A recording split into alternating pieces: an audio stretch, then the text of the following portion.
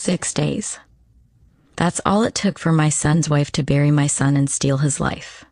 My name is Thomas Mercer. I'm 68 years old. I've spent 50 years under cars, my hands stained with grease that soap will never wash out. And 6 days ago, I buried my only son. Caleb was 35, not just my son. He was brilliant, an engineer. The kind of kid who at 8 years old took apart my radio and put it back together better than before. He built things, patents, technology that was worth millions. He had a mansion, he had a future.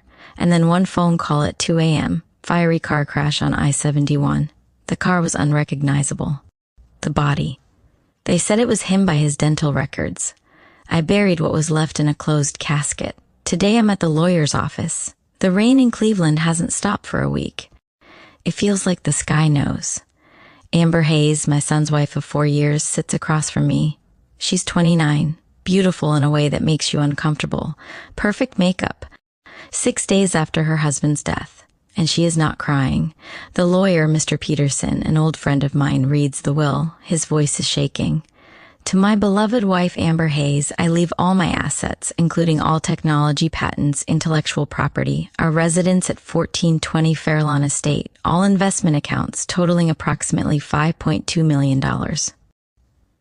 Amber just nods like she's checking an item off a grocery list. Peterson looks at me. To my father, Thomas Mercer, I leave my 2018 Ford SUV, over 100,000 miles on it, the one Caleb used to drive to his workshop when he didn't want to take his Tesla. Amber stands up. She pulls the keys from her designer handbag, and she drops them on the table in front of me. Not hands them, drops them. Here, keep it as a souvenir, Thomas. It's old, just like you. She says it with a smile, a contemptuous, cold smile, the kind that tells you she's been waiting years to say it. She walks out, her heels clicking on the hardwood floor. No tears, no grief, just the smell of expensive perfume left behind. Peterson whispers, I'm so sorry, Thomas. I pick up the keys. My hands, these old mechanic hands, are shaking. Not from age, from rage. I walk out into the Cleveland rain. The parking lot is empty except for one vehicle. That old beat-up silver 2018 Ford Explorer. Parked under a flickering light. It looks tired, abandoned, like me. I open the door, the smell hits me. Old leather. And Caleb. His cologne still lingers. I sit down. I close the door. The rain drums on the roof. And that's when the dashboard flickers. The old infotainment screen, which should be dead, suddenly glows blue. A static crackle comes from the speakers. Then, a voice. A voice I thought I would never hear again. Dad, if you're hearing this, don't trust Amber. It's Caleb. It's my son's voice. My blood freezes. My heart stops. The automated message continues, calm but urgent. Dad, if you're hearing this, it means I'm gone, or they think I'm gone. Do not trust Amber. Do not go to the police yet. Go to the coordinates on the screen. Go to Parma. Now, please, Dad, trust me. The screen flashes GPS coordinates. Parma, Ohio. An abandoned industrial warehouse district 20 minutes away. For a second, I think I'm losing my mind. Grief playing tricks. But I'm a mechanic. I know cars. This isn't a glitch. This is a programmed trigger. A message wired to play only when this key fob unlocks this door and the weight sensor in the driver's seat detects someone sitting. My son, the genius engineer, left me a puzzle from beyond the grave. I don't call the police. I start the engine. The old Explorer roars to life, and I drive into the rain toward Parma. The drive to Parma is through parts of Cleveland people try to forget. Old factories, rusted gates, warehouses with broken windows. The GPS takes me deeper and deeper until there's no one around. Just rain and concrete and ghosts of a dead industry. Finally, I arrive. Warehouse 17. The building is dark. The gate is locked. There's an electronic keypad on the side door, rusted but with a new green light blinking. I get out, rain soaking my old jacket. I look at the keypad, no code. What code would Caleb use? Then I remember. Caleb never forgot a birthday. Mine is July 14th. I type 0714. Beep. Green light. The heavy steel door unlocks with a loud clunk. My heart is pounding so loud I can hear it over the rain. I push the door open. It's pitch black inside, smelling of oil and dust. I fumble for a light switch. I find it. Fluorescent lights stutter on, one by one, revealing a massive empty warehouse. And in the middle, under a giant black tarp, is a shape, the shape of a car. My hands are trembling so badly I can barely pull the tarp. I pull, and I fall to my knees. It's a black Ford Explorer, brand new, immaculate, not a scratch on it, license plate Caleb 1. This is Caleb's actual car, the one that supposedly burned to a crisp on I-71. This is it, undamaged, perfect. This means the accident was a lie. I run to the driver's door. It's unlocked. Inside, on the passenger seat, is a small, heavy black metal box. Military grade, locked with a fingerprint scanner. I press my thumb. It doesn't work. I press again. Red light. Then I see a small note taped to it in Caleb's handwriting. Dad, use your right hand, the one that fixed my first bike. I press my right index finger, the one with the scar from 25 years ago. Click. Green light. The box opens. Inside, there's a high-end smart tablet, still charged to 100%, and a 2 TB hard drive. I turn on the tablet. One video file on the screen. Title, Play Me, Dad. I press play. And my dead son appears on the screen, alive, breathing, sitting right in the same car, looking tired and terrified. Dad, if you're watching this, I had to do it. I had to disappear. On the tablet screen, Caleb looks directly at me. He's alive. My son is alive. Tears are streaming down my face, mixing with the rain on my jacket. 3 months ago, Dad, I was driving home. My brakes failed. Completely. On the highway. I almost died. I'm an engineer. I know brakes. Someone cut the line. Intentionally. Not all the way. Just enough to fail later. He leans closer to the camera. His voice drops. I started digging. I checked my home security footage. I checked my car cameras, and I found it. He plays a clip. It's grainy night vision from his own driveway. A figure in a hoodie kneeling by his black Explorer, and then a woman's voice. Amber, laughing. Make sure it looks like an accident, Harrison. I can't wait to be rid of him. Caleb's voice cracks. Amber's having an affair with Dr. Harrison Blake, my doctor, my friend, my wife's lover. They planned it, Dad. They planned to kill me for a $4.8 million life insurance policy. It's double indemnity. If I die in an accident, it pays double. $4.8 million. He wipes his eyes, staged it. I bought a salvage Explorer identical to mine. I worked with someone who owed me a favor. We found a John Doe from Dr. Blake's hospital, a man with no family who died of a heart attack. We placed him in the car. I made it look like a high-speed fire. The dental records? Blake faked them. He knew I'd need that to make it believable. I knew if they thought I was dead, they'd get sloppy. They'd celebrate. And they'd leave evidence. He holds up a small device. I couldn't go to the police. Blake has connections. Amber is smart, so I had to die to catch them. But there's more, Dad. So much more. He clicks on an audio file. A woman's voice. Weak. Coughing. My wife's voice. Eleanor. My Eleanor who died 4 years ago. They said it was heart failure. The recording is dated 4 years ago. Amber, dear, the tea, it tastes so bitter today. And Amber's voice, cold as ice. Drink it, Eleanor. It's good for your heart. You need to rest. You're so weak. Caleb looks at the camera, his eyes full of hatred and tears. After Mom died, I kept her hairbrush. I never believed it was natural. I sent it to a private lab in Switzerland. Dad, it was arsenic. Long-term arsenic poisoning. For 8 months. Amber was poisoning Mom's Earl Grey tea. A little bit every day. My legs give out. I collapse against the car door. Eleanor. My beautiful Eleanor. I held her hand while she died. She said she felt tired. She said her tea tasted funny. And I told her it was just her medicine. Amber killed my wife. The tablet shows a lab report. Arsenic. 47 times normal levels. Chronic exposure. Dad, I have more. Mom kept a journal. Amber didn't know, but before she could get it, I hid a memory card. It's in the mansion, in my study. Behind the painting of the lighthouse, there's a safe behind it. The code is Mom's birthday. Inside you'll find poison vials, the memory card with all the audio, and Mom's journal. You need to get it. One more thing. In that mansion, there's an old servant passageway from the 1920s. Clara, our old housekeeper, knows about it. She was fired by Amber last year. Find her. She will help you. The video ends with Caleb's last words. Dad, I'm sorry I had to put you through this. I'm hiding at Gary's old hunting cabin. The old Explorer you have now? I modified it. It has trackers, audio bugs, and a kill switch I control by satellite. Amber thinks she's tracking you, but you're tracking her. I love you, Dad. Finish this. For Mom, for us. The tablet goes black. For 10 minutes, I just sit in that cold, dark warehouse, in my dead son's perfectly alive car, crying and shaking with a rage I have never felt in 68 years of life.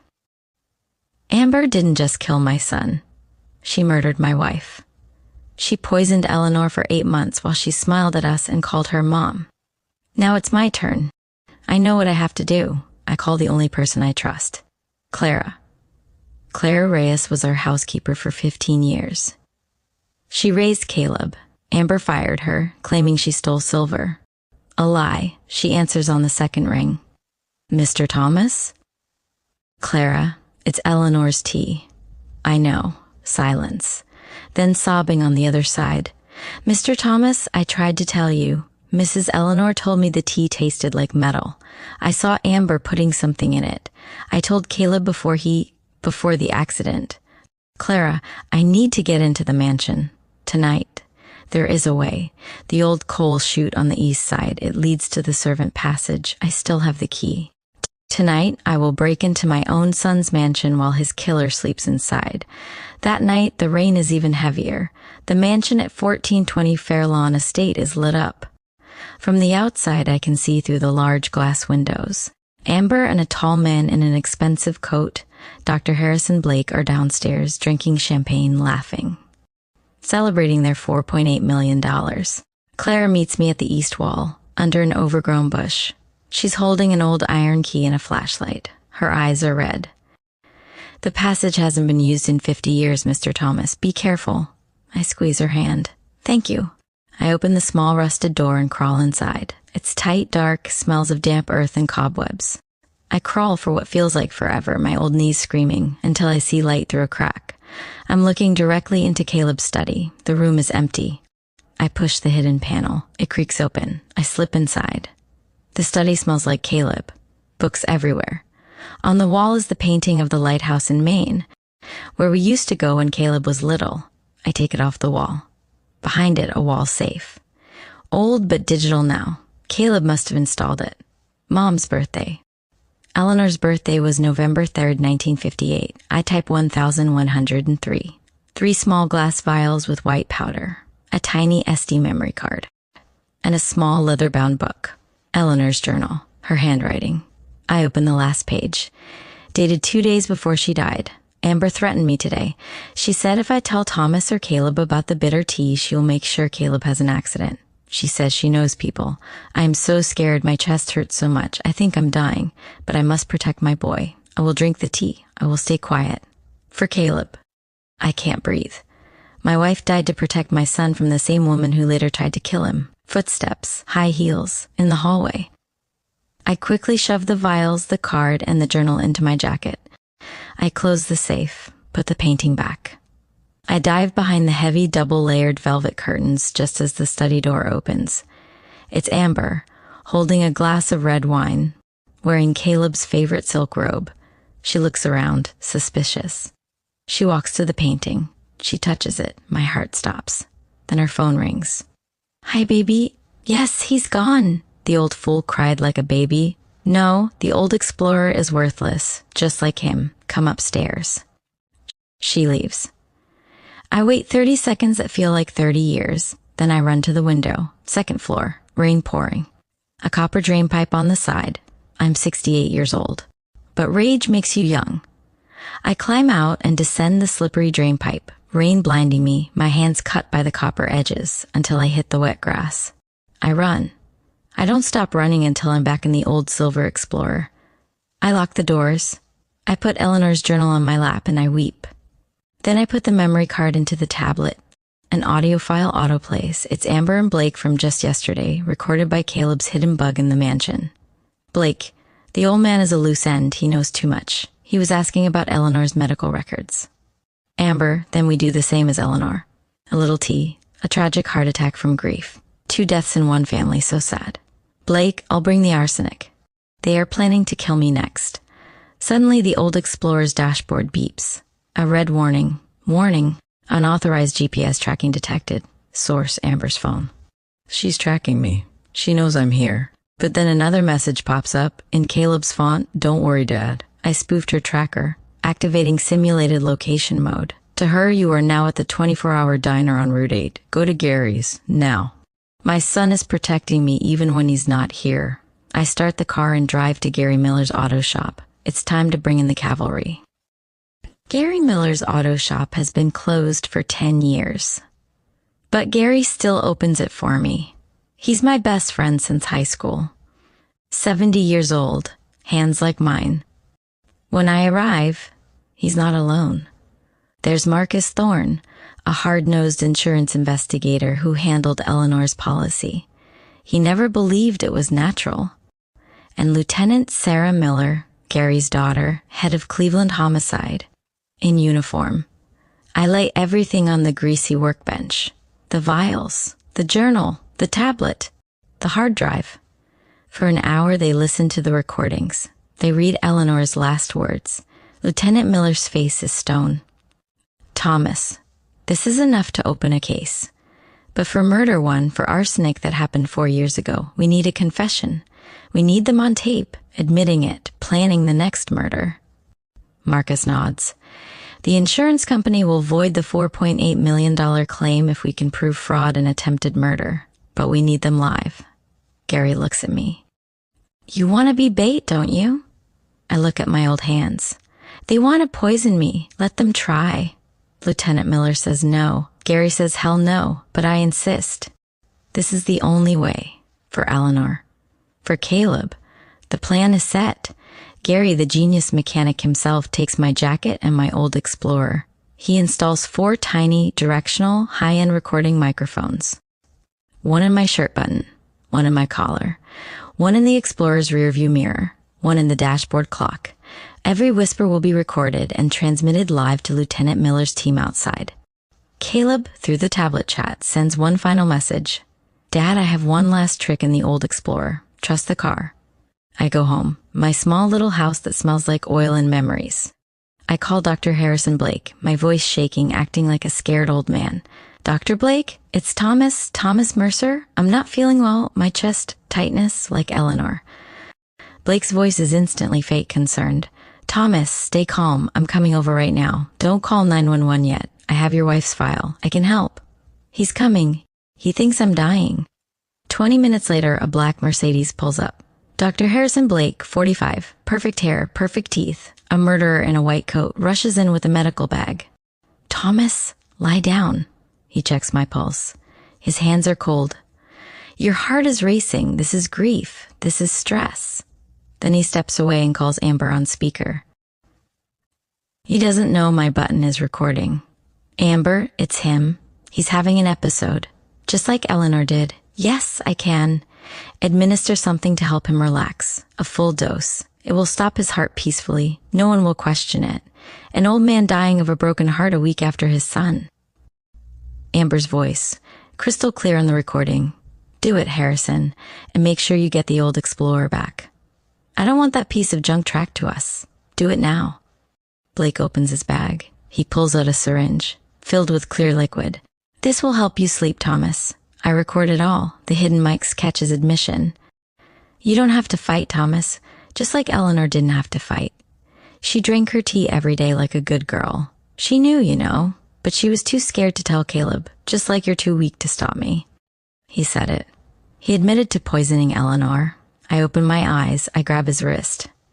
My wife's name was Eleanor. Say it again. He screams and drops the syringe.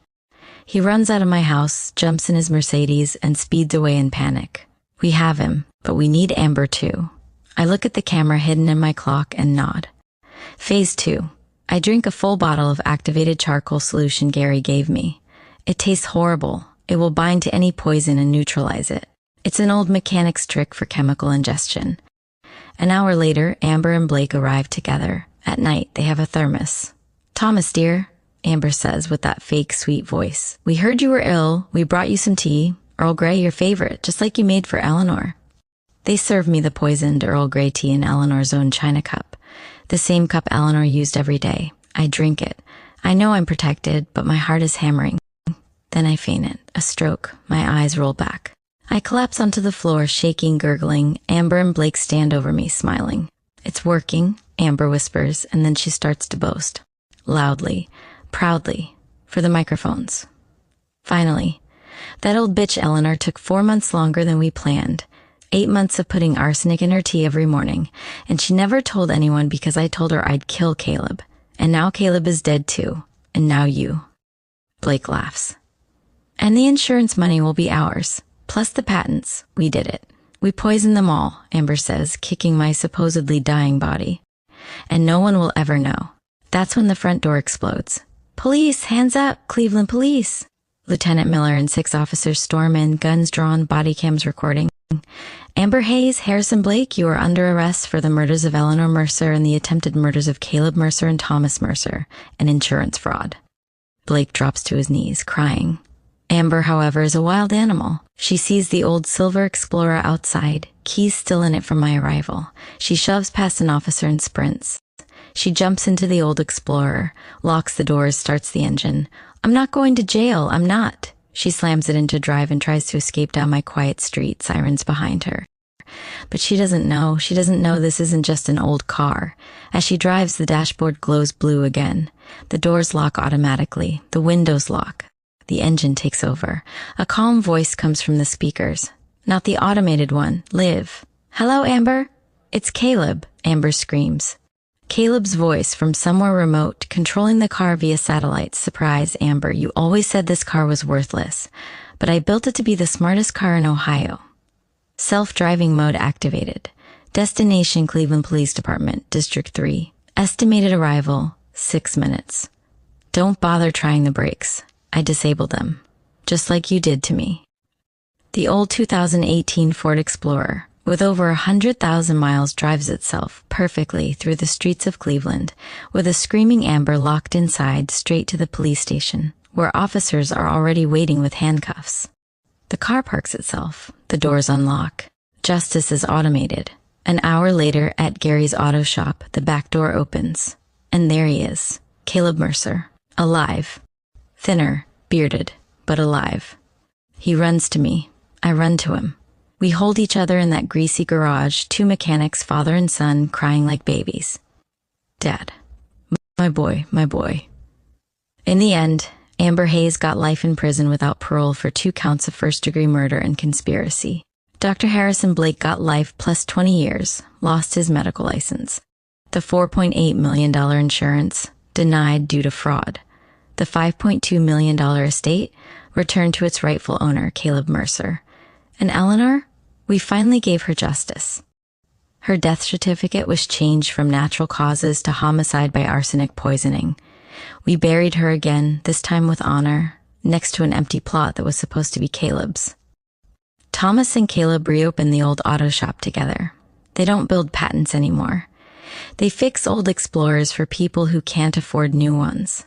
And sometimes, on rainy nights in Parma, if you drive past Warehouse 17, you can still see the black Explorer parked inside, waiting, in case justice needs a ride again. If you believe that love is stronger than poison, and that a father's hands can still fix what evil breaks, hit that subscribe button, because family never dies.